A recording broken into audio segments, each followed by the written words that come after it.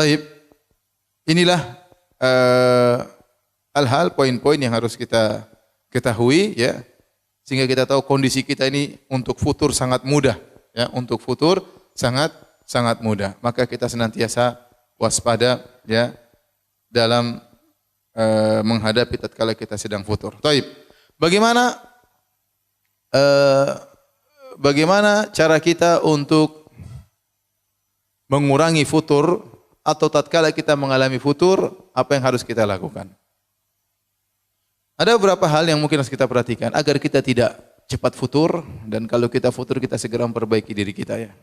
Yang pertama, ibu yang dirahmati Allah Subhanahu wa taala, yang pertama beramal soleh sesuai dengan kemampuan ya. Sesuai dengan kemampuan. Jangan terlalu semangat berlebih-lebihan ya. Semangat terus mogok, berhenti. Ya. Tetapi berjalanlah semampunya tetapi berkesinambungan. Itu yang sangat penting. Tatkala kita berkesinambungan, maka kita tidak mudah terjerumus dalam futur. Kenapa bisa kita lakukan?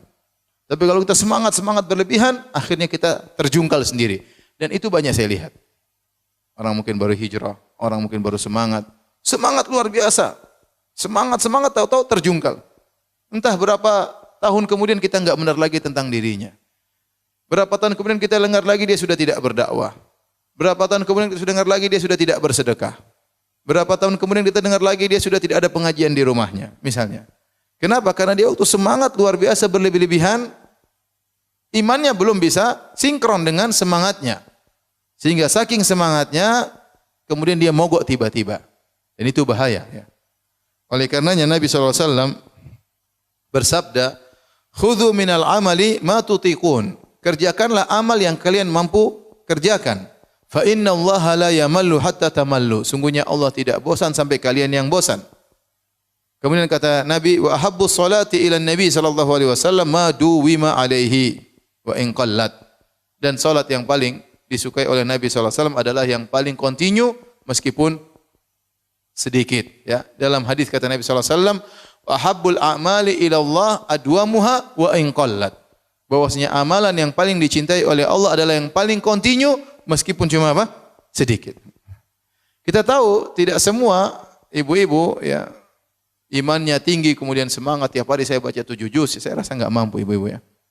Saya rasa enggak mampu ya. Saya aja belum tentu seperti itu bisa ya dengan berbagai macam kesibukan ya. Jangan kita paksakan diri, saya pasang harus tiap hari 5 juz misalnya. Kita bukan anak pondok di pesantren ya. Kalau pesantren terkadang 1 hari 10 juz bisa mereka. Kita masing-masing punya kegiatan, ibu-ibu juga banyak kegiatannya, bapak-bapak juga banyak kegiatannya. Kita lihat yang mungkin kita lakukan. Taruhlah setengah juz, oke, saya mampu insya Allah sebagai tahap awal. Maka continue. Ya. Jangan langsung semangat 3 juz tiap hari.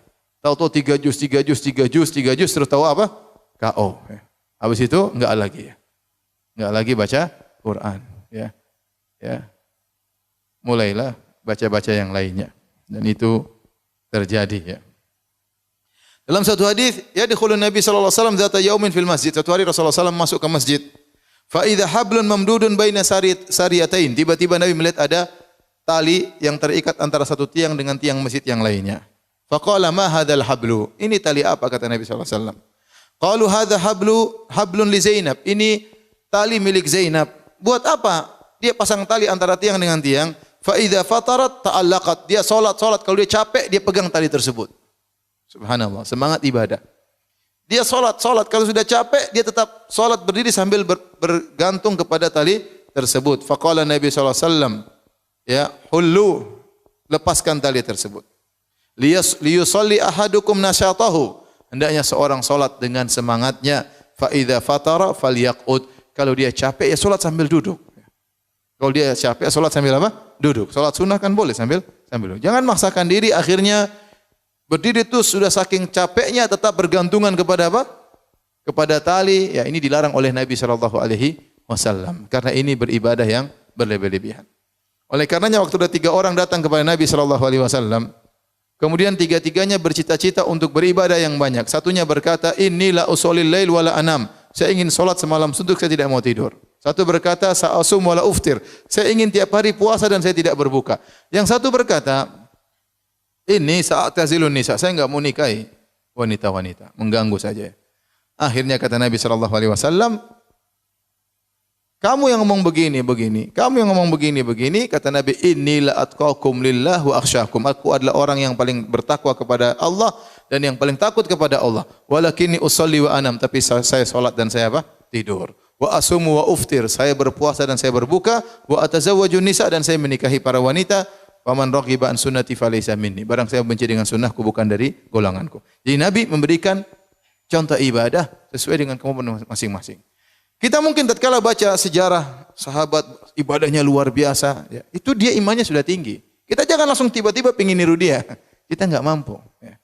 Kita pelan-pelan, semuanya perlu tahapan. Semuanya perlu tahapan. Tahu-tahu baca, ada sahabat sholat 1 rakaat 30 juz. Saya pengen coba. Enggak bisa. Enggak bisa. Iman masih sangat pas-pasan ya. Kemudian pengin 1 rakaat 30 juz tidak mampu. Jadi maksud saya Islam itu logis dan Islam itu ada porsinya masing-masing. Ya makanya hadis yang masyhur tentang kisah Salman Al-Farisi waktu bertemu dengan Abu Darda. Salman mendatangi Abu Darda, ternyata Abu Darda tidak ada di rumah dan ada istrinya. Istrinya penampilannya tidak rapi, maka Salman bertanya, "Mana suamimu?" Kata istrinya, "Akhuka Abu Darda laisa lahu hajatun ila dunya." Sungguhnya Abu Darda, saudaramu tersebut tidak butuh dengan dunia. Artinya kawanmu itu tidak perhatian sama saya, istrinya. Akhirnya Salman menanti kedatangan Abu Darda. Ternyata Abu Darda sedang puasa. Kemudian Abu Darda hidangkan makanan kepada Salman. Kata Abu Darda, "Makan wahai Salman." Kata Salman radhiyallahu anhu, "Enggak. Saya tidak makan sampai kau makan juga." Kata Abu Darda, "Saya puasa." Kata Salman, "Buka puasamu baru kita makan bareng." Akhirnya mereka makan bareng. Kemudian di malam hari, baru sepertiga malam pertama, Abu Darda semangat ibadah, pingin salat malam. Kata Salman, "Belum, tidur dulu." Mungkin jam 10 atau jam 12 bangun lagi pingin salat. Kata Salman, "Belum, tidur dulu." Tatkala sudah sepertiga malam yang terakhir, maka Abu Darda dibangunkan oleh Salman untuk salat malam. Setelah itu Salman nasihati Abu Darda. Dia berkata, "Inna li rabbika 'alaika haqqan." Wahai Abu Darda, sungguhnya Tuhanmu punya hak. Wa li jasadika 'alaika haqqan, bahwasanya badanmu juga punya hak untuk istirahat. Wa li zawrika 'alaika haqqan, tamumu juga punya hak untuk kau jamu. Wa li ahlika 'alaika haqqan, istrimu juga punya hak untuk kau mesrai. Ya, fa'ati kulli dzi haqqin haqqah, berikanlah masing-masing apa? Porsinya. Berikanlah masing-masing haknya. Maka kemudian Abu Darda lapor kepada Nabi sallallahu alaihi wasallam, "Ya Rasulullah, Salman bilang saya begini-begini." Kata Nabi sallallahu alaihi wasallam, "Shadaqa Salman, Salman benar." Ini dalil bahwasanya kita tatkala beribadah, ya, lihat porsinya dan kita berusaha untuk berkesinambungan, berusaha untuk continue. Kalau terlalu berat kita tidak bakalan mampu, ya. Maka kita kasih porsi yang kira-kira sesuai dengan kemampuan kita, meskipun sedikit-sedikit. Ya, dalam hal apapun, dalam salat malam, dalam baca Quran, dalam sedekah, jangan langsung saya pingin tiap hari salat duha 8 rakaat. Ya baru seminggu, oke. Mulai minggu kedua, waduh, capek. Akhirnya 1 rakaat pun tidak. Kenapa? Tidak kuat. Ya. Satu lagi, saya pingin bersedekah tiap hari 5 juta. Taib 5 juta tiap hari. Ya. Baru 3 hari sudah berhenti. Hari berikutnya enggak kuat ya. Kenapa? Karena Nabi tidak menyuruh kita demikian. Nabi suruh, "Alaikum minal amali ma tutiqun." Lakukanlah amalan yang kalian mampu. Ya. Nanti kalau kamu sudah terbiasa, sudah terlatih, sudah sinkron antara amal dengan imanmu, maka naikkan kuantitasnya, naikkan kualitasnya, tidak jadi masalah. Maka kita tidak heran melihat bagaimana para salaf dahulu ibadah mereka luar biasa. Lihatlah Abbad bin Bishr radhiyallahu taala anhu waktu dia salat, tahu-tahu kena anak panah di kakinya, kemudian keluar darah, dia tetap salat, melanjutkan salatnya. Kena anak panah kedua, dia tetap salat. Kena anak panah ketiga, dia tetap salat. Maka ditanya, "Kenapa kau tidak berhenti dari salatmu?" "Saya sedang baca surat Al-Kahfi. Saya tidak ingin berhenti di tengah jalan." Ya, itu lain ya. Tidak sama seperti kita, baru ada semut kita sudah gelisah. Repot ya. Jadi maksud saya seorang berusaha mencapai derajat yang tinggi tapi perlahan. Nah, kalau dia tidak melalui tahapan, sering futur. Baru hijrah, langsung bikin pengajian tiap hari di rumahnya. Ya.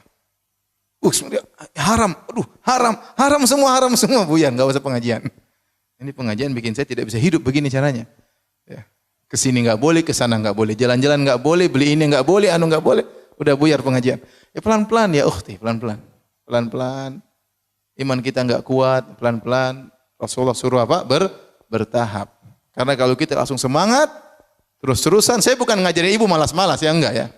Bukan berarti Ustaz bilang boleh malas-malasan. Bukan malas-malasan, enggak. Tapi pelan-pelan, bertahap.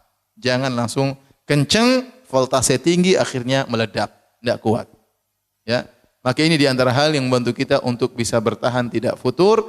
Kita kerjakan ibadah sesuai dengan kemampuan. Kalau ada orang lihat satu ibu yang satu, Masya Allah, tiap hari bacuran gak menit, ya sudah. Kita jangan dengki, kita bilang Masya Allah. Saya belum bisa seperti dia. Saya pingin seperti dia, saya nggak mampu. Pelan-pelan lah. Ya sudah. Jangan langsung kita pingin seperti dia, semangat akhirnya kita terputus, futur, nggak kuat. Taib. Oleh karenanya Nabi SAW pernah bersabda, halakal mutanatti'un. Celaka orang-orang yang berlebih-lebihan. Celaka orang-orang yang berlebih-lebihan. Tidak mampu, kemudian dia maksakan dirinya.